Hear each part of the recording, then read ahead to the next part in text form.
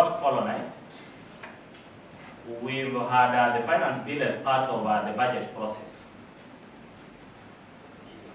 The main reason as to why we have the finance bill is so that we support the budgets that the government comes up with. So it's normally a revenue, economic, and of course legal framework policy issue, which primarily supports the government in doing a number of things. One is revenue generation. If the government wants to raise revenues, for example, through taxations, then there must be a finance bill. Without it, now this is not a possibility. Secondly, it also helps the government to carry out economic reforms. When the government wants to, for example, control inflation, the finance bill is an instrumental tool, because it is through that the government can control, for example, prices of commodities. Other reasons why we have the finance bill, of course, could include being a legal framework through which the government can then proceed to implement policies. Without the finance bill, government policies are actually considered illegal. The government cannot, for example, implement a new taxation policy where there is no finance bill. Otherwise, that will be challenged in court, and of course, it will then be declared now illegal. Proceeding straight to the discussions then for today,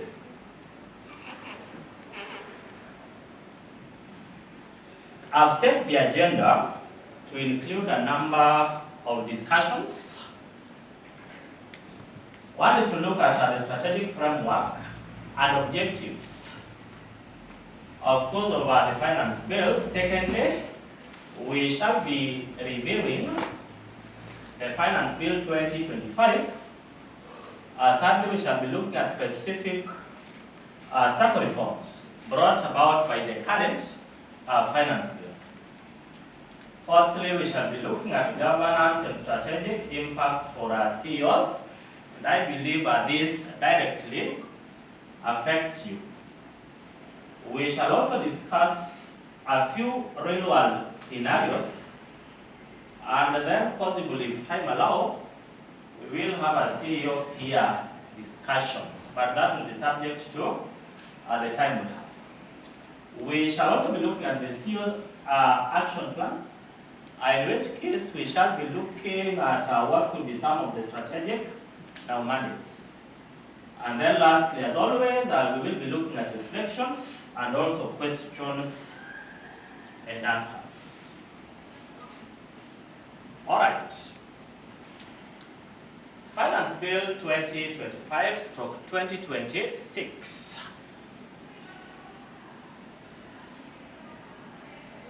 Kenya's fiscal context, deficit target was actually reduced to 4.5% of GDP now for the current year. One thing I've never understood is, and it's one of the problems we have with the recent finance bills, is why the budget target has to be based on GDP. It's not well explained by the economists in this country. But then for the current year, this was placed at 4.5% of GDP. It was a reduction from the other year's finance bill target, which was at around 5.8%. So for the current year, the government then reduced it to 4.7%. One could then be wondering as to why the reduction. the reduction from 8% from 2023, because 2024 we did not have the finance bill, so the one for 2023 then continued, remember, to 2024.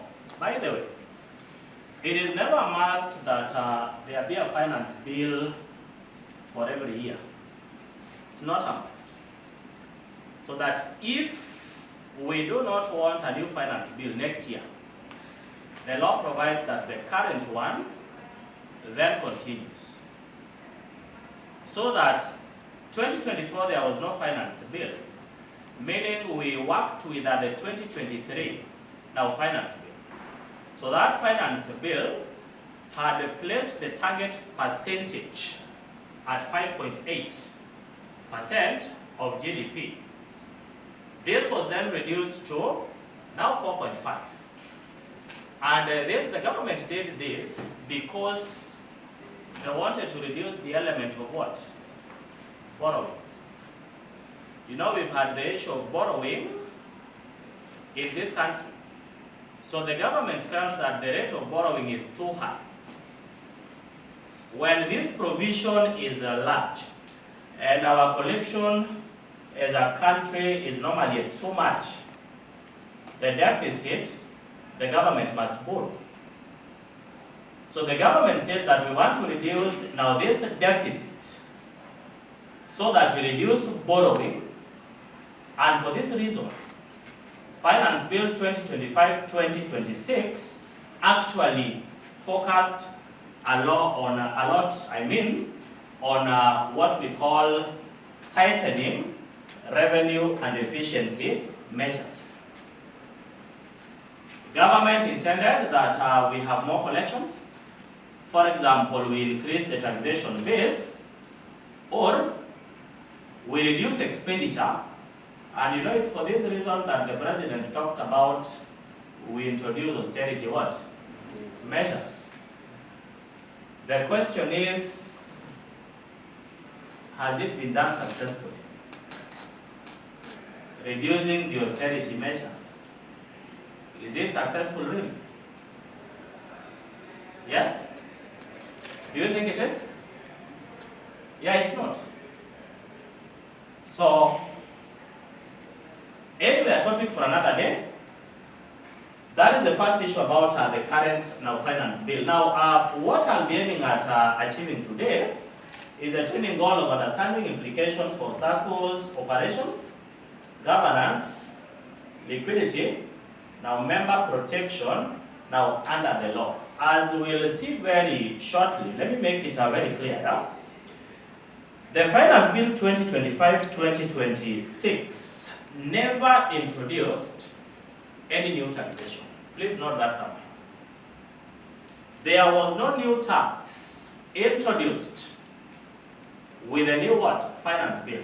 So that, like for SACCOs, there is absolutely no new tax that bill actually did what? Introduced. The bill focused on reforms. Why?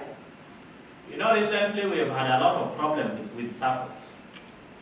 A lot of theft within SACCOs. And worst of all, the Cusco fiasco. So government then said that let's focus on our SACCO reforms. And so the current bill, never introducing new taxes for SACCOs, only focused on reforms and matters protection of now members' money.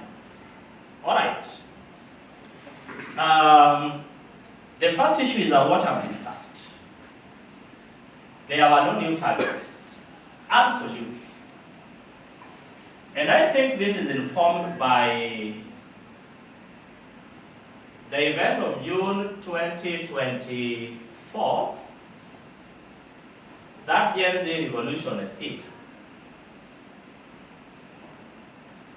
You know, it was a bit of scare to the government.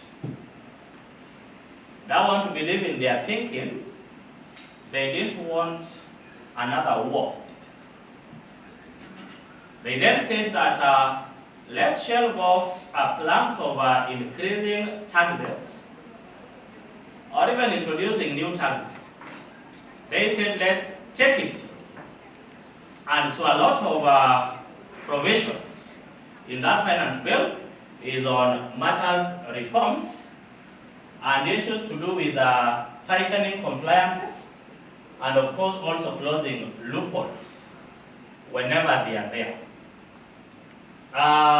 The second issue that the Finance Bill 2025 brought about in terms of something new, not really introducing a tax, but something new, though this may not necessarily affect SACCOs directly. But we heard that the loss carry forward period was reduced. This is mostly for companies, where when you make a loss, you can carry forward to offset against the preceding year's profits so that you lower now tax burdens. What happens is that prior to this year, the loss carrying forward period was 10 years. But this got reduced to actually 5 years. And the feeling by the government was that 10 years is too long.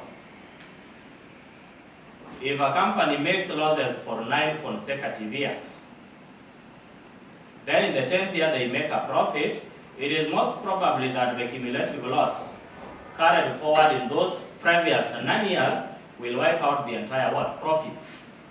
And possibly, the company will not pay tax. So because that was the feeling, then this was reduced from 10 to now 5 years. This was meant to tighten financial flexibility. The finance bill, when it was approved in Parliament, the CS had talked about this be reduced from 3% to 1.5%, and even before that, which tax is this? What does it apply on? It is also what some people call the digital service tax, DST, or the digital asset tax, DAT. Which transactions or services does this taxation apply? This one will of course affect you, because some SACCOs do have working agreements with fintechs. And on those fees that these fintechs make, when you transact with them, this tax applies. So remember, it's not a new introduction really. It was just an amendment to what existed. By the way, I'll tell you why this reduction happened. But what does this taxation apply to? Digital service tax. Because I know there are SACCOs like the big ones, which have services on which this tax applies. What's an example of a transaction in this case on which this taxation applies? Who has an idea?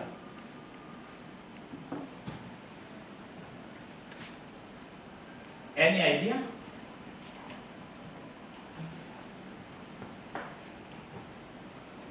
You guys have never been curious on this particular tax?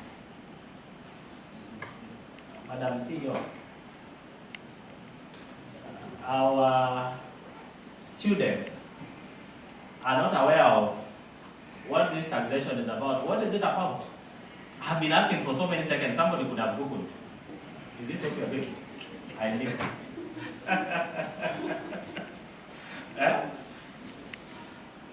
Now, this tax applies on what we call the virtual assets. The virtual assets are actually digital assets. The broad category of these assets is what we commonly call the crypto currency. There's a time we had an issue with cryptocurrency in Kenya some time back, but the issue died out. And under cryptocurrency, the most common one is the Bitcoin. So when you have a platform that offers sale, purchase, or even transfer of cryptocurrencies in general, on the fees you make, the digital asset tax now then apply. Now, prior to the year 2025, this tax was at 3% of the, and this was very contentious, of the gross amount of a transaction. Look at that. So if, for example, you purchased Bitcoin worth $1 million, Bob, the digital asset tax prior to 2025 was actually 3% of the 1 million. So if I'm to buy cryptocurrency of say $1 million shillings, then service fee for the platform provider, say something like 10,000. Then I would have to pay the government 3% of the 1 million plus what? Plus 10,000. This was very contentious, and actually it was also challenged in court. Because the platform providers complained and talked about the tax was so heavy that it actually discouraged investments in cryptocurrencies. Now look here, let me give an example. 1 million Bob. And so this is your investment. And you know this can affect you because it's an investment avenue. So if you look at it well, then as a Sacco you can decide to invest on these things as much as your policies will allow. So if your investment is a 1 million Bob, and the service provider, the one facilitating the transactions, charges a fee of say 10,000 shillings just arbitrarily, the whole transaction to you as the investor, you know, will be worth 1,010,000 now thousands. So KRA said that on the whole of this amount, can you pay us the digital asset tax at 3%? So as the investor, you'd have to pay KRA that money. Let me put it this way, worst of all. The prices of these things behave like the prices of shares. And so tomorrow you may have problems and say, I want to liquidate now these currencies. So you may say, I want to sell. Probably the price has lowered. So the price, say, has come to something like 900,000 shillings. As you sell, again, KRA would say, on that transaction, again, give us that tax of 3%.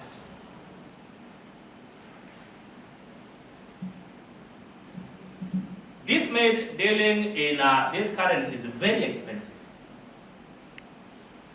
And so this was again challenged in court. It did apply until the new finance bill was introduced. But because of those complaints, then we had the government saying that in the new finance bill, we actually reduced this thing.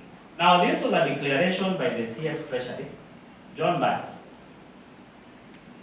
But as soon as this finance bill was approved, again this was changed. There was an amendment on it, so that the 1.5% is not applicable anymore. Actually, this was scrapped. So that the amendment became very simple, that the tax that then applied on these currencies is now the excise tax. The excise tax. And this excise tax has been set at 10%.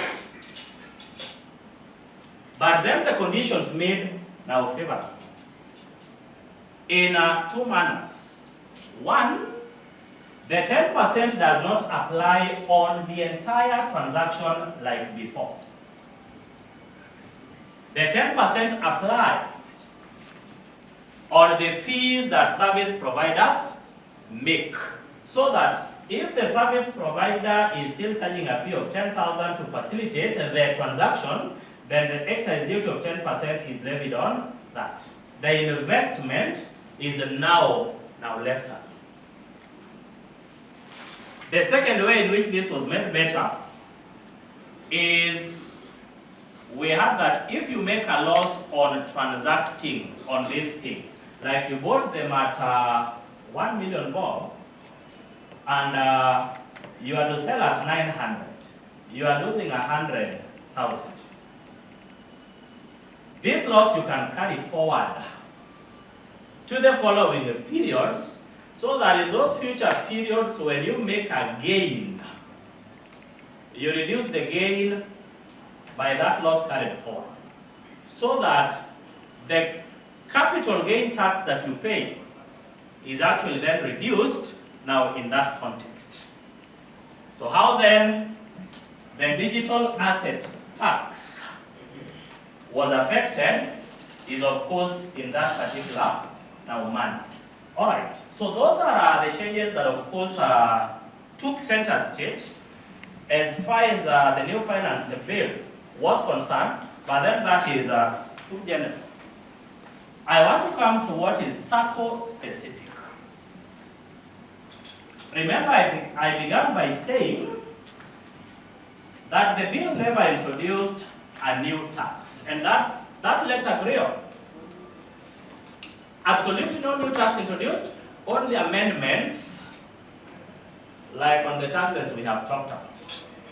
But let's look at this. What exactly affected SACCOs?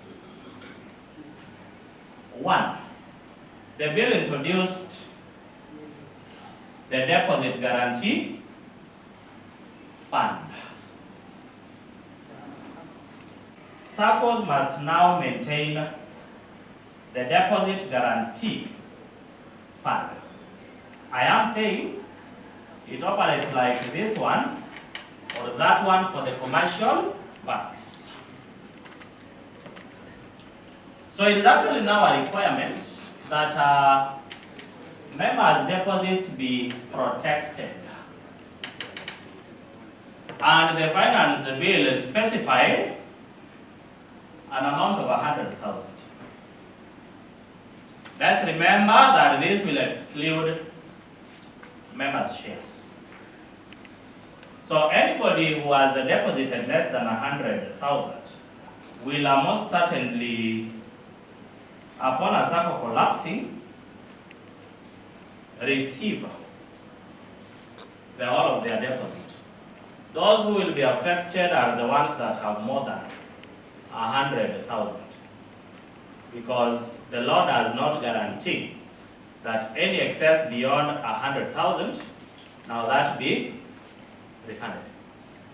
But of course, the bill says that SACCOs must now maintain the deposit guarantee now fund. Now, who is in charge of overseeing this?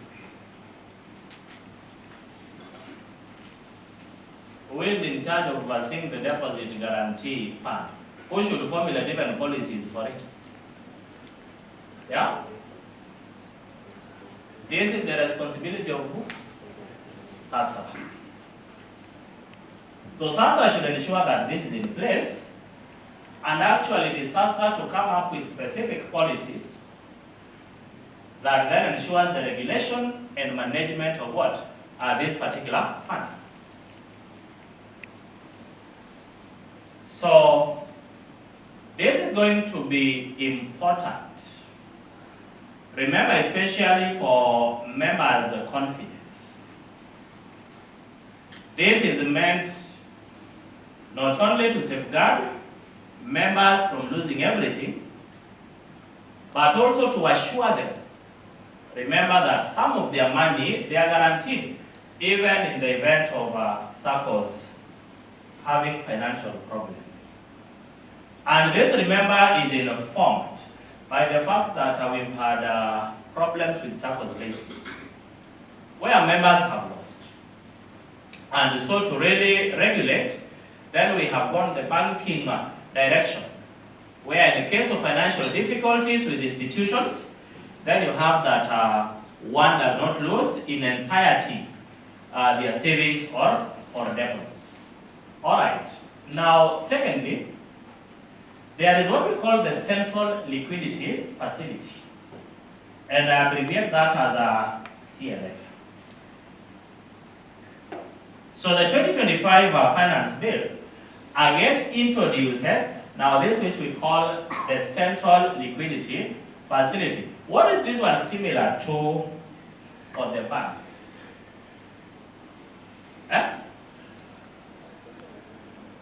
For the banks, what is this similar to? There? Somebody? The central liquidity facility. There? You are saying something then disappeared. Inter-branch? Interbank. And who regulates that? Where Morris comes from, right? So we are talking about you. The central bank for the commercial banks, remember, offers the central liquidity for the banks. So that where banks wants to, for example, acquire short-term borrowings from one another, then that is facilitated now very quickly. One of the problems we've had for the SACCOs is that, before we have over-relied on borrowings like from banks, which are very expensive. So the new reforms are trying to deal with this, so that the SACCOs are then advised that they be part of what we call the secondary SACCOs. I know as bosses we know the difference between primary SACCOs and secondary SACCOs, isn't it? Examples of secondary SACCOs, one? Yeah? KETSA. Madam CEO, are you?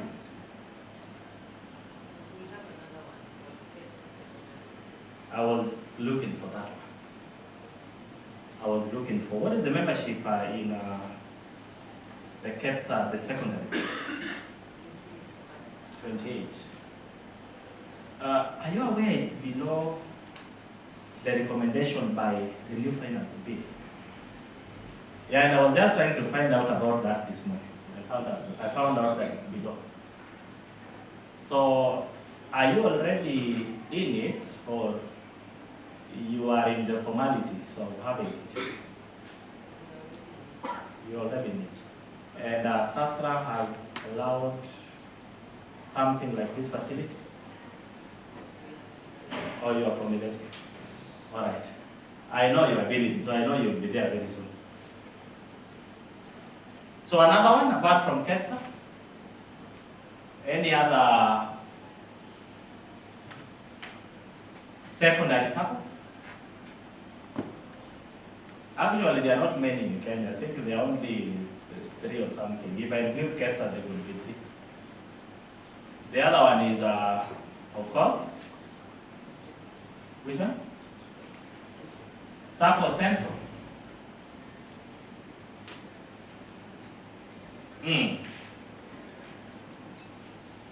Which one do you know? Cusco. Cusco is a secondary SACCO. No. It is a union, but it's a secondary SACCO for the member SACCOs. And actually for them, they're already accredited by SASCO. So I think for them, they're also still in the process of really formulating this.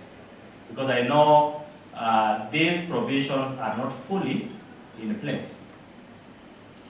So, for the secondary SACCOs, they then have to establish through SASRA what we call a central liquidity facility.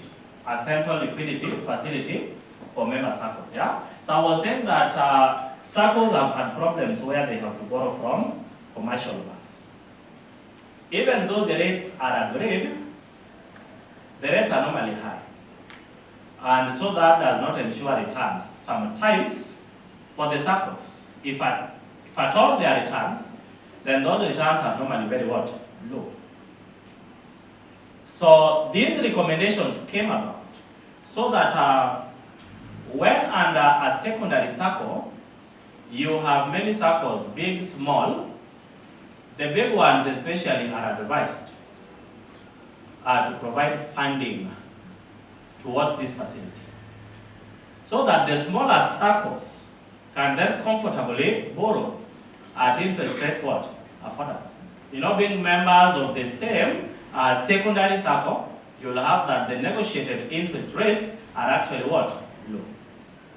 So, to facilitate this, the current finance bill then provides reforms as to this issue of the central liquidity fund. So like I'm putting it there, enabling the creation of secondary cooperative SACCOs formed by 30 or more primary now SACCOs. Madam CEO, where are we getting the 2 more?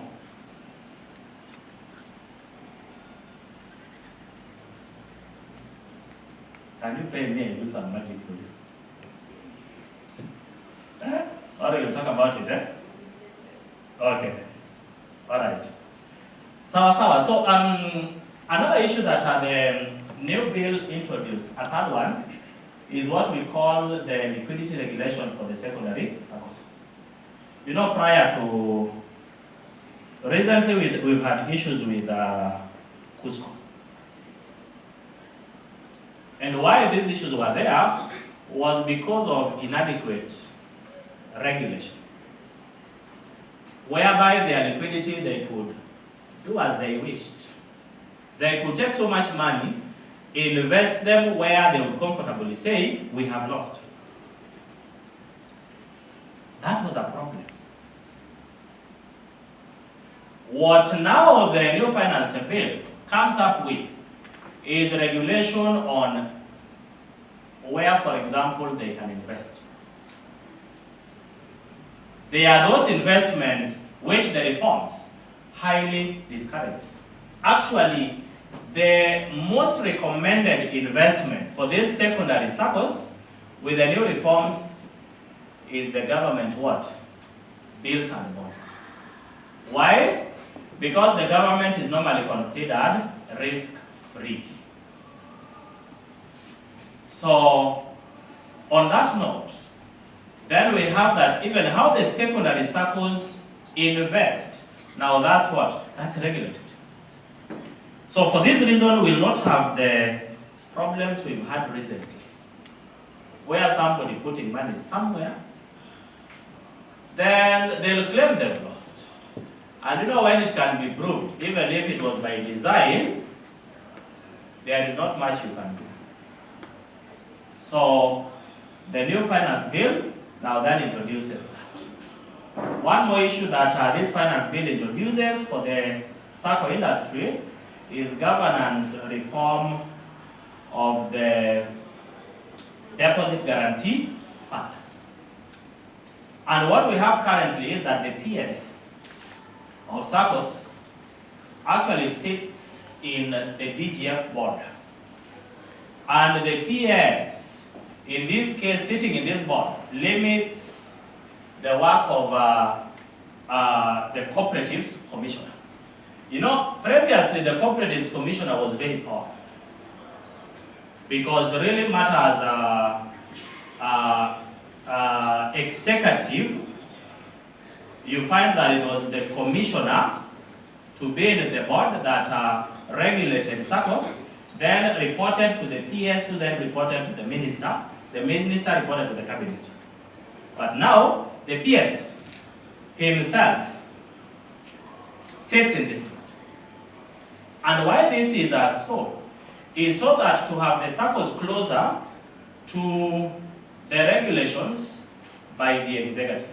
Because you know the PS sits with, of course, the CS. The CS sits in the cabinet, so matters SACCOs reach the cabinet very fast.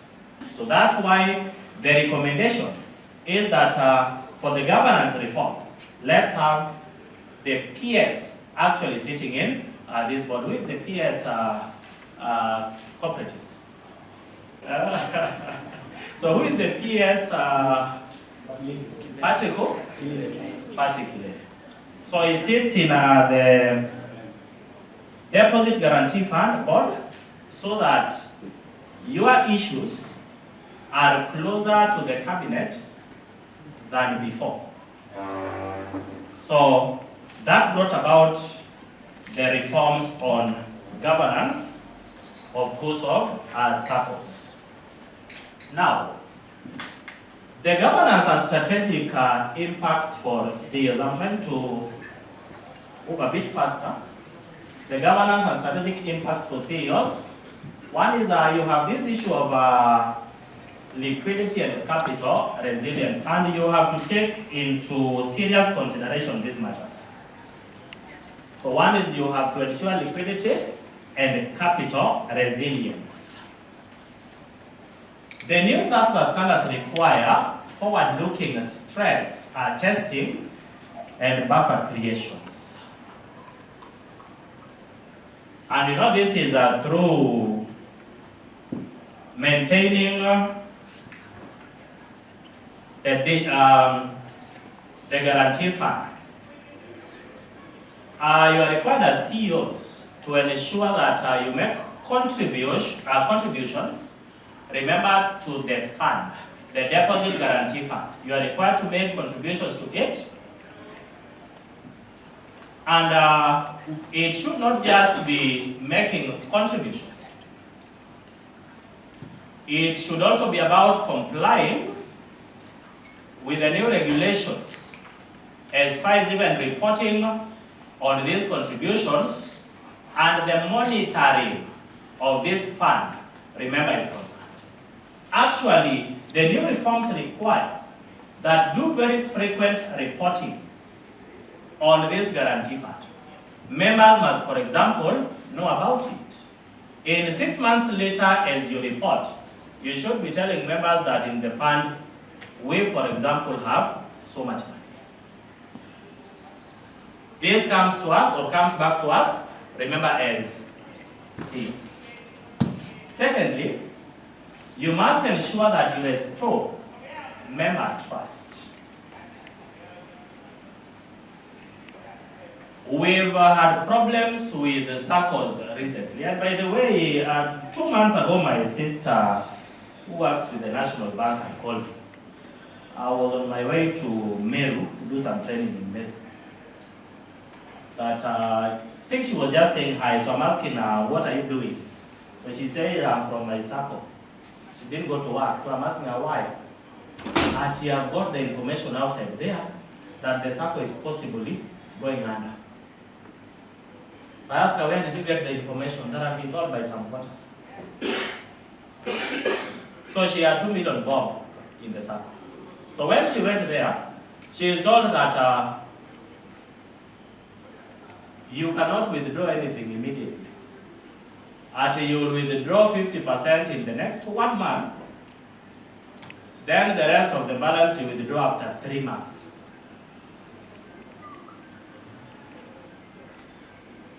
It was hot. Yeah? Withdraw. Yeah?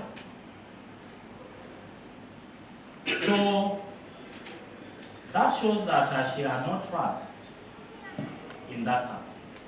And trust me, in the SACCOs we work with, do you think you have 100% trust with every member? Is it possible? And with now the problems we've had recently with SACCOs, it's even worse.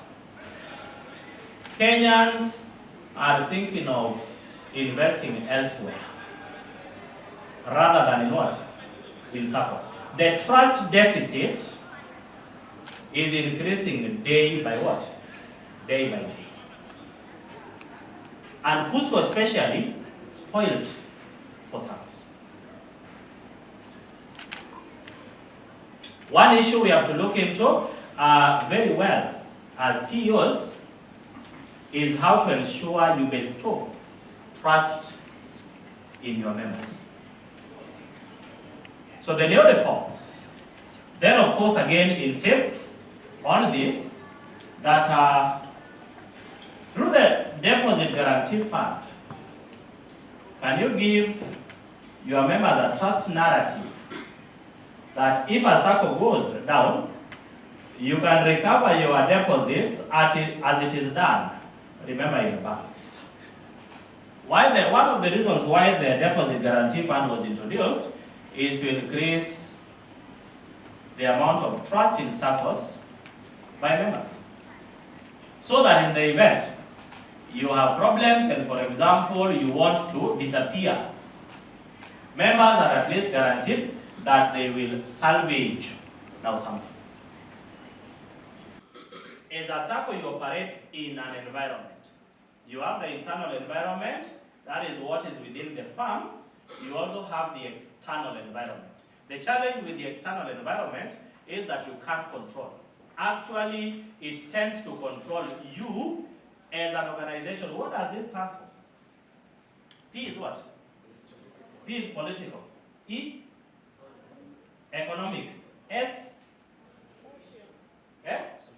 Social. T? Technological. L? Legal. E? Environmental. Now, recent studies are adding one more. And this is ethics. My PhD is in strategic management, and some of the things we have learned very deeply are issues of environments. One more that then stands out today, so that I don't know whether we'll call this thing pestle, is another E that stands for what? Ethics. Is it something that the organization can control, really?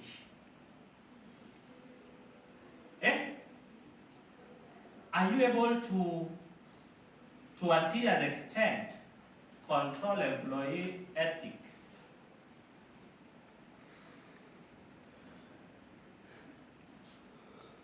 Most often are very difficult, because that is something personal. So it is then looked at in terms of being part of the external environment that you have little control over. You know, something like fraud. Have you ever wondered why fraud is perpetuated? There is something we call the fraud triangle, which defines why fraud occurs. So that there are normally three conditions that must manifest for someone to think of committing fraud. One is normally pressure. So one is normally pressure.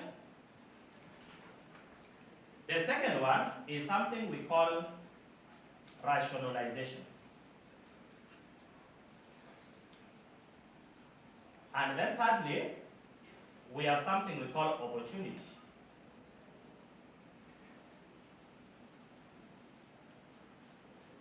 It's scientifically proven that these three conditions are what must exist for one to think about, let me steal this 1,000 shillings. Let me steal this 1 million shillings. If any of the conditions is not there, then trust me that somebody will not commit fraud. So this is what we call the fraud trial. Pressure, for example, looks at, it's possible the next term is starting and you need school fee. Mshahara ulikula yote, especially in December, after Christmas.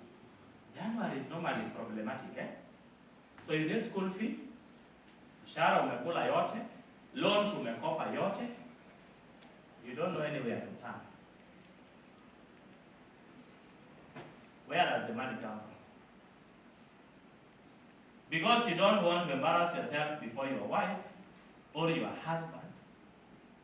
Unasema wacha ni chune kidogo hapo kwenye nafanya kazi. That's pressure. Opportunity takes advantage of internal controls.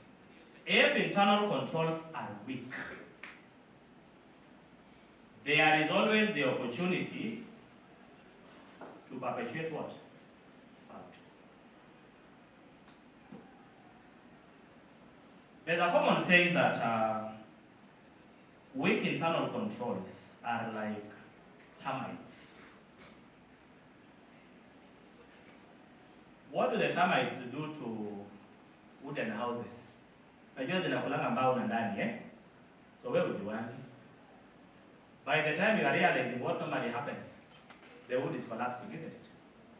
So weak internal controls in organizations are like termites.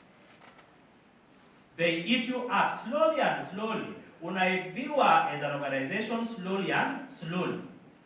By the time you are realizing, you are collapsing. So, opportunity that takes advantage of weak internal controls is another condition for fraud to be perpetuated. Now, rationalization looks at justification. Anybody who steals, a fraudster must always justify why they have what? Stolen. For example, we are talking about ethics. If as CEOs you are not ethical,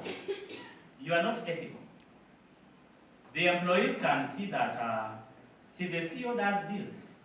Sene anapeanga matenda, and we know this supplier anapeanga kickback.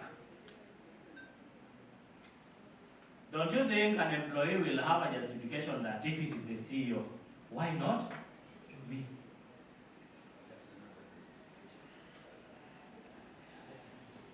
That's not a justification. You steal because someone has stolen.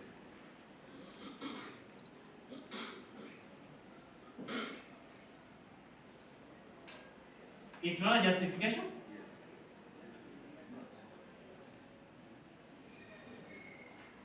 Yes. Really? This is what I mean.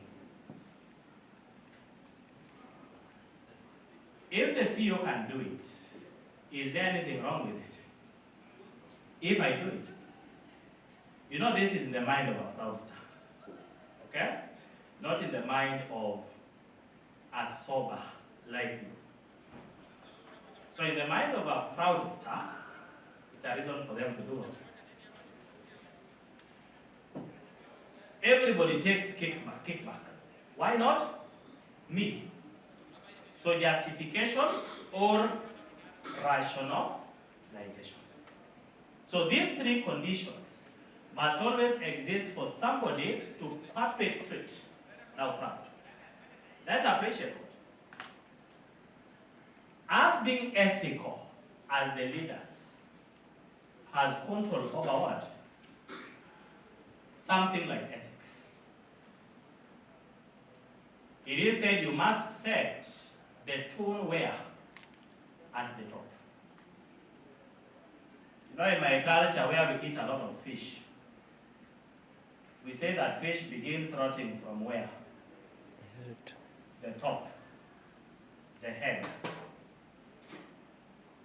So if as a CEO you are rotten, you lack ethics, committees lacking ethics, then you will have an issue with what? With ethics. Now, some of the responses I had for this second question is, so what proactive liquidity measures should CEOs adopt? One is that diversify investments, we have spoken about that. So of course avoid overexposure to secondary SACCOs. Learn from who's scandal. Secondly, establish liquidity reserve accounts as per SASRA regulations. So you must have the liquidity reserve accounts. And who maintains the liquidity reserve accounts? Remember, it's not the individual SACCO. The liquidity reserve accounts are maintained by the secondary SACCO. You being under KETSA, is then KETSA to do what? Maintain them for you. Your responsibility will be to report. As you do a balance sheet, one of the assets you'll have is that reserve account. It will be an asset. And so when you make a transfer, you'll pass the appropriate interest to then reduce your cash and of course have an asset somewhere that you call the liquidity reserve account. Now, we've talked about this. You need to run liquidity stress tests, regularly simulate shocks. We have said that if you haven't come across them, or you have but inadequately, then you can follow what SASRA recommends, because they have recommendations on the same liquidity stress runs. Now, maintain standby credit lines with the banks or central liquidity facilities where approved. If it has to be with the banks, then you have to negotiate so that you have favorable rates. But recommended is can you work through your central liquidity facility where you have to need money. Most probably avoid banks because they are expensive, and so can you borrow from your fund, your liquidity fund, so that it is a bit cheaper. Lastly, adopt. This word is normally problematic for me reading. Is it tired or tiered? Tier. Tier 1 SACCOs or Tier 1 SACCOs? Which is which? Tier. Okay. So adopt the tiered liquidity policies. You must have policies in terms of what is immediate, what is short term, what is long term, of course, and so on, and so forth. There was the second scenario I wanted us to look at, but because of time I'll not be looking at it. Just one more thing. Just one more thing. The CEO's action plan and strategic mandates. Please take away this. One, can you have liquidity and capital preparedness? In this context, you need to run SASRA's aligned stress tests and reserve building strategies. So have that as a takeaway. You don't need to write them, you can take a picture. But again, I'll be giving our president this material, so possibly you'll have it. Secondly, we have governance upgrades, board training. So there should be board trainings. Nowadays, the board trainings, we have institutions offering board trainings. For example, like which institutions in Kenya are mandated to offer, not this kind of a training,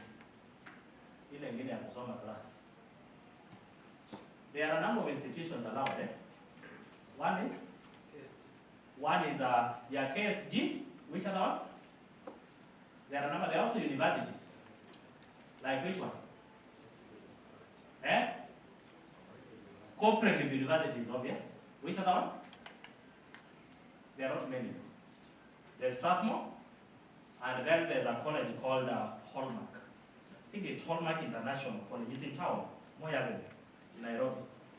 So just those ones, so they can conduct actually the other training, the intensive training, of course, within classes. You must be able to train boards, Can you have deposit guarantee fund oversight? Can you have investment guidelines, adherence, and so on and so forth? Another important thing is member communication, which I know you do not have problems with.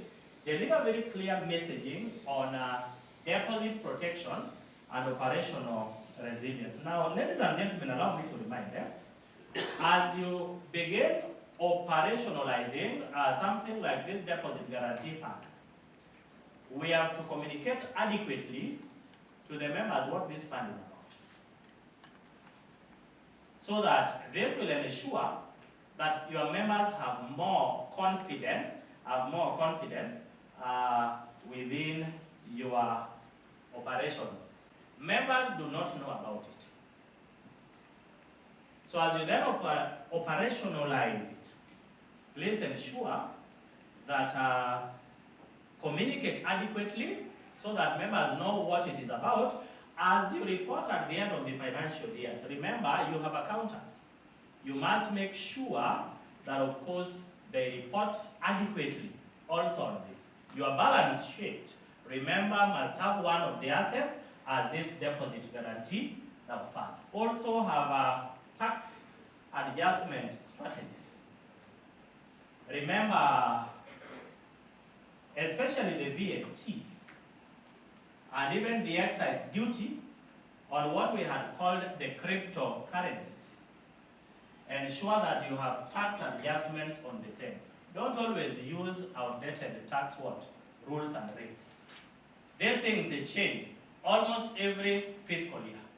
Whenever a new finance bill comes up, remember there is most probably a change on a tax policy or a tax rate and so on and so forth. Lastly, fintech and reporting readiness.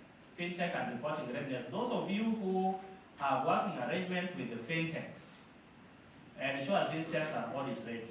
Auditing. I am an auditor, and one of the problems we face whenever we come to audit you is lack of what? Readiness. You go into an organization and that is when they are running all over. Na files, kitambo ilikuwa files kubwa kubwa.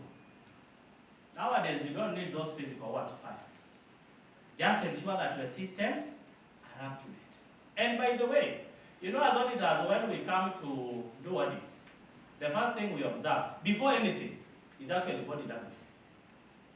How are these people behaving when they see us? You know, a lot of times the external auditor, huwa ni kama sijera anaogopa ama shida nini.